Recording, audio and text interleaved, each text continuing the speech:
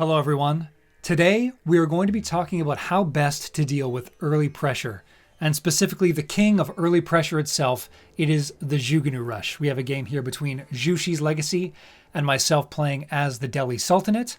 I think that this video is going to touch on a lot of kind of more general tips for dealing with aggression, so not necessarily just China or Zhuge's Legacy. We're going to be covering a lot of different things that are going to help you deal with your opponent if they're trying to fully commit to get you out of the game early. So let's jump right into the game here, and we will get started. So playing as the Delhi, you throw these 5 onto wood, and you bring this villager over here to build a mosque and a house, and you're going to be rallying your next villager out onto these berries here. That's the kind of standard stuff. We're going to speed things up a little bit in this early game. We're playing on Cliffside, which is a map that is relatively well known at this point. I bring my scout out onto this area, pick up this extra sheep around here, and I kind of tend to like to loop around the backside in this way, coming back to my base. Always, of course, when you are playing as the Delhi, make sure you queue up those researches for free. Z first, efficient production first, and then piety, and then you want to be getting wheelbarrow first off on the mill. And then once you've kind of got 7 onto the berries, you then move out onto the gold. And that's the plan. Sorry, 8 onto the berries. I didn't count the one who was building the house right here. So one of the key components of dealing with early pressure is recognizing as soon as you can that that pressure is coming your way. Scouting is very important. If you are surprised that there's a huge army on the doorstep of your base, you're going to have a very hard time holding. But if you're able to kind of perceive and scout properly and kind of get a sense of the fact that it's coming, then that's going to be able to put you into the best shape. So in this case, I'm up against Zhuge's Legacy, and I'm expecting maybe this is going to be a pro scouts Zhuge's Legacy. They're going to be going out for some food on the map. So I'm going to be keeping a close eye and kind of highlighting occasionally in the fog of war, seeing if all of these deer packs still have 7. That's a really quick way you can do it. You just kind of click over here, do a quick drag, and if you see 7 huntable deer over here, you know that that deer pack is still full and there's nothing on there. Really useful to be doing, especially maybe later in the game if you want it to be raiding. It's just useful to do. I see the meditation gardens coming up, and it's not a very good one. It's on the stone, it's got some of the berries, it's got a decent amount of wood. There's no gold here though, so it's decent, but it's not crazy. Sometimes you can get meditation gardens that are absolutely insane. I'm trying to see here if there's one that might be really, really good. I'd say he probably chose the best location for it based on what's around him. There's not too much in terms of better resources. Maybe you could have put it here actually and got some gold and stone and wood instead of those berries, the extra food there. Once again, on my side, we'll slow things back down ever so slightly. I have jumped in. I've gotten all of my upgrades. You want to prioritize professional scouts first as Delhi now, followed by survival techniques, and then horticulture. I'm building some scholars from the Dome of the Faith and rallying them into the mosque. And I've also pulled my 1 scholar out of the mosque so far to put him inside of the stable so I can get these Ghazi raiders pumping more quickly and more efficiently.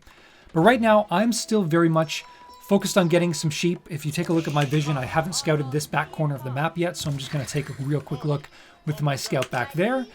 And then I'm going to be bringing my Ghazis forward to see if there's any sort of raiding I can do. I've kind of scouted the bottom side of his base. I haven't seen his gold, so I'm thinking, okay, it's got to be somewhere up around the front side here. And in fact, it's a little bit further over to the side, but that's where my first Ghazi raider kind of moves.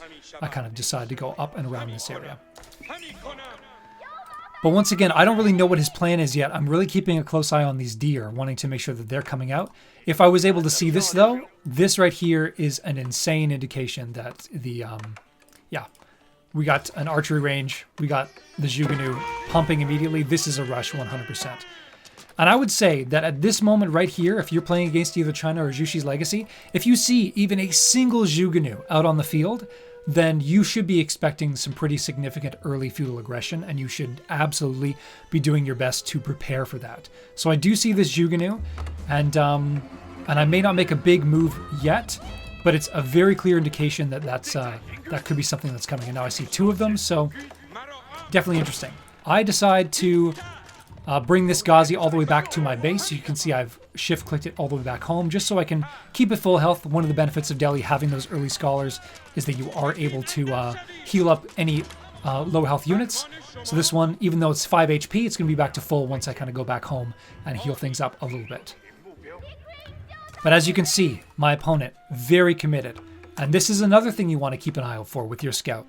If you see your opponent playing any civilization building a blacksmith in the feudal age, this is again a very good indicator that they are looking to put on some significant feudal aggression. Because if you think about it, if they make 3 horsemen, does it really make sense for them to get, additional melee attack damage? Does it make sense to get iron undermesh? Maybe if they're looking to dive TCs, but for the most part, this is a pretty clear indication of some early feudal aggression that's coming your way. For me, I've continued to pump out Ghazi Raiders, and I see again a decent grouping of them here. And I got my scout coming out onto this side just because I want to keep an eye on these deer to make sure that they're not coming forward for me at all. I popped out 2 scholars from this here to heal up the injured Ghazi Raiders. He has a scout just kind of checking out, but because I saw the early Zhuge, I am continuing to pretty much consistently produce Ghazi Raiders from this stable when I can. As I say that, of course, I am not currently producing from the stable, but I do that a little bit. At this point in time, with the deli, you very likely want to be going out and grabbing yourself these sacred sites for the additional passive gold income. That's my next plan. Have another scholar coming out this way, have another scholar walking over to this one. And I've come over here, and I immediately queue up ranged damage and also ranged defense, because I'm seeing that there is a lot of Zhuge. And in fact, right here I see that this is a significant mass, and this is where I am becoming more and more concerned with the amount of pressure. And I immediately drop myself a second stable because I know I'm going to need a lot of horsemen to deal with this mass that is building up and building up. Bringing my Ghazis back. Capturing these sacred sites for the additional gold. And that really does help the deli, especially because they get all their resources for free. So just getting this passive gold is going to be useful a little bit later on, as you will see. He comes over here, and at this point in time, when you're up against either China or Jushi's Legacy, you are not going to be able to fight them. They are very strong early. He's also gone up with additional ranged damage already. And so he's coming here and is kind of decapping the sacred site, and he's killed 1 Ghazi Raider that I, based on the fact that I'm playing poorly, chose to leave to die up at the front of my base based on a poor rally point. But this is where you need to start making some decisions. He has created a significant force to try and do damage to me early. I immediately pull all of my villagers that were on this front wood line away from the front wood line to begin gathering wood over here, because I don't want to put myself in a position where if I look away for a moment and he loops his army around this corner here and suddenly kills 1, 2, 3 villagers very quickly. I just want to make sure as much of my economy is as safe as possible. I want to keep this destroyed or this worker kills number down here at 0. I do not want him to be impacting my economy as best as I can. He does kill a scholar on the way back from this sacred site. Regrettable, but it's okay. He's putting on a lot of pressure. I move these 2 off of gold because I'm sitting here with 2 sacred sites. I don't need that on the gold. And he's also looping around, could have potentially hurt those villagers. And as I just said, I want to keep them safe. I've put scholars in both of these buildings. If there's anything you can do against early pressure that can increase the production speed that you have going on, do it. I also have an archery range here, and you can see I have a scholar coming out into this archery range at the moment. I have my archer coming out just a little bit, taking a look here. He walks forward, does a little bit of damage here. I push in just ever so slightly, seeing if there's an opportunity, and then I see that there's some spears, and I see how much damage I'm taking, and I back up. So this was a bad choice, and let me explain why, and it's something that I'm working on. When you're dealing with early pressure, you want to take 1 fight. And I only make this mistake once, and luckily I'm able to recover from it. But you only get to take 1 fight, especially against ranged units that are attacking you. And what you want to do is you want to wait and build and get ready. You can see I don't have an Iron Undermesh completed yet. So jumping in against all of these who are doing additional damage each burst attack against my Ghazi Raiders who do not have defense is not a great plan. The other thing, you're running into their army and taking damage, and then if you don't like the fight, you then have to run away. And because they're ranged units, you're continuing to take additional damage. It is so much better, so many multiple times better to wait, gather your forces, pick your moment and then strike. So this was a big mistake for me. Do not do what I just did. It's important that you have a vision of your opponent. In fact, maybe we'll just kind of go here just so you can see what it is that I was looking at. Have some vision of your opponent, but do not commit into these big fights until you're ready to take the one that's going to make all the difference. Fortunately, even though that was a bad mistake, I'm still making good choices, and as a result, I'm going to be all right. I have a scholar here to do a little bit of healing, and you can see that, you know, I can't really see too much of what's going on. I have a little bit of vision, continuing to pump scholars out of this Dome of the Faith so I can continue to get this research in as quickly as I can. And I still have my scout over here. It's kind of being a bit wasted because now I know he's not going for pro scouts. I don't really need it over here, but that's okay. Does a great job, my opponent, of decapping all of the sacred sites, so the passive gold generation I was enjoying is unfortunately gone, but I have built myself a market, and what I'm doing with the market, as you can see, is I'm buying resources to improve the strength of my army. That's what's important to me right now. I need as much of a force as I can to deal with it, with what is a very significant all-in attack.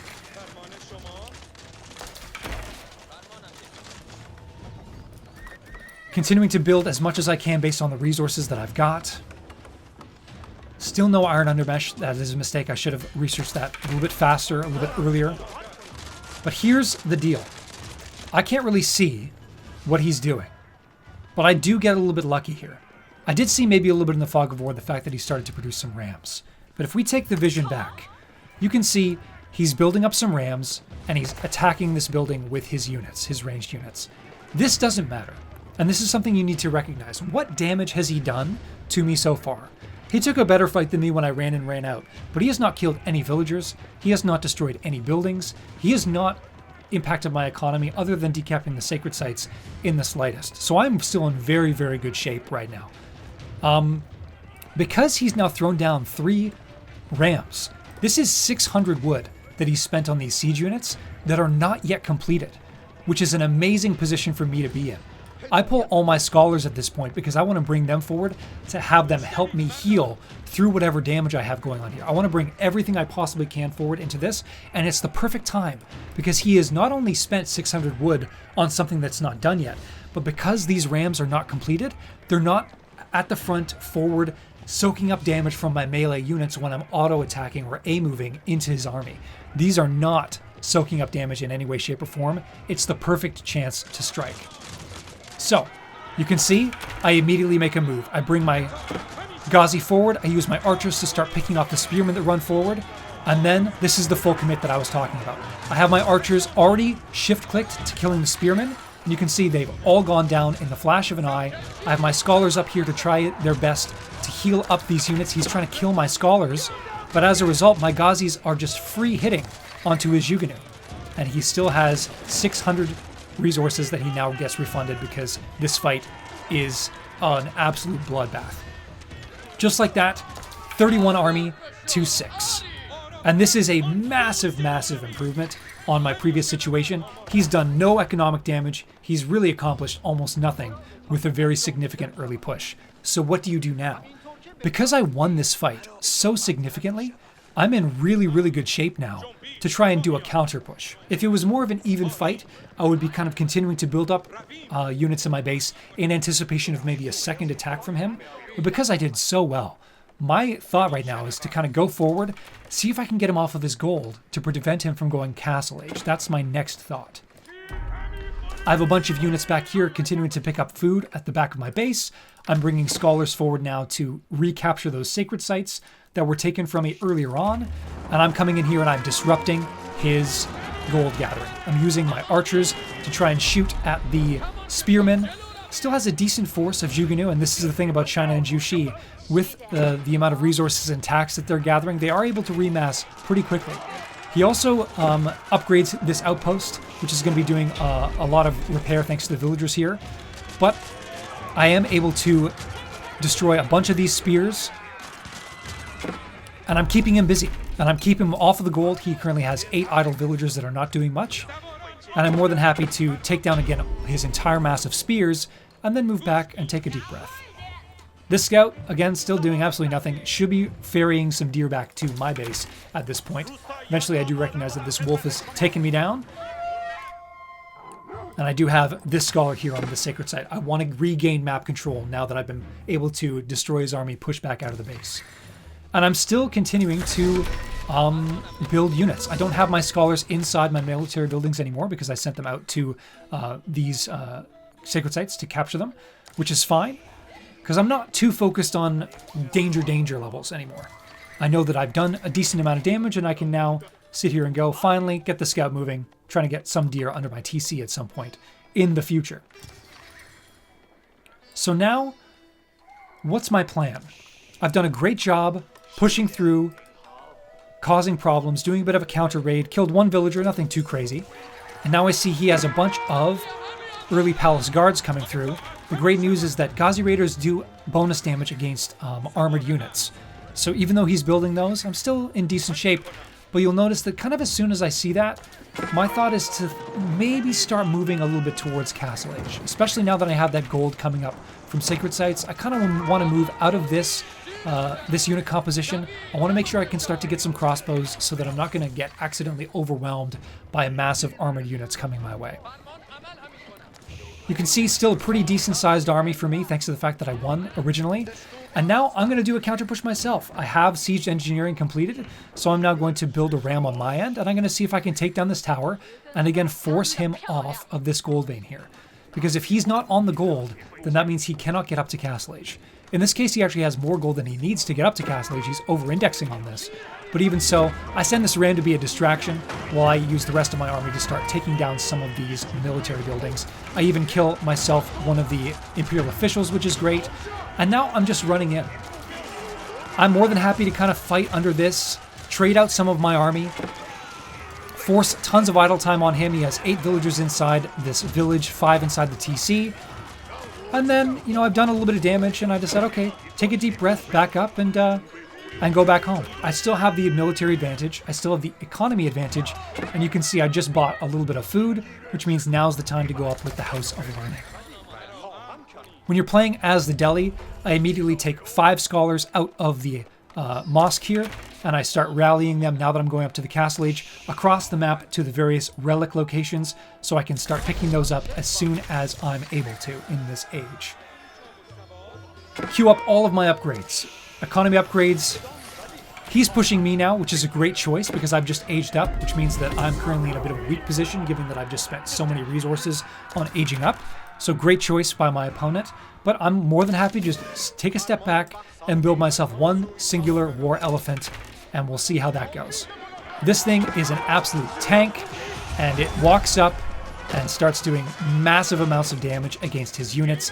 He has really nothing that's going to be able to take care of this, and my army is able to now take advantage of the fact that he's pushed too far forward, and just like that, the game is over. I have all the relics coming back to my base, and his very aggressive early push has been completely thwarted. So to recap, you want to be able to identify as soon as you can that there's a lot of early pressure coming your way. Once you know that, you want to be moving into horsemen, no matter what civilization you are, to deal with those Zhuge. That's very important. And then once you have that, you want to wait. Stay back, try to get as much vision as you can, maybe with a horseman or two, but do not fully commit into his army until you're ready to go. And the best time to do that is when they're taking the time to build rams. They've spent resources on something that's not complete. They're not going to be taking up any sort of damage in the middle of the fight, and you can just jump in and pressure and potentially overwhelm your opponent who is completely out of position at that point to deal with your army. And I lost no villagers. All of my villagers were safe. You want to keep your economy safe as much as you can. So hopefully this kind of gives you some ideas next time you're under pressure to kind of take a step back, build up your force for that one super committed fight, because if you win that fight, you can more than likely win the game. So that's going to be everything for today's video. Thank you so much for watching. I really appreciate it. And we'll have some more Age of Empires 4 videos and content coming your way very soon. Thank you again for watching. We'll catch you on the next video, and bye for now.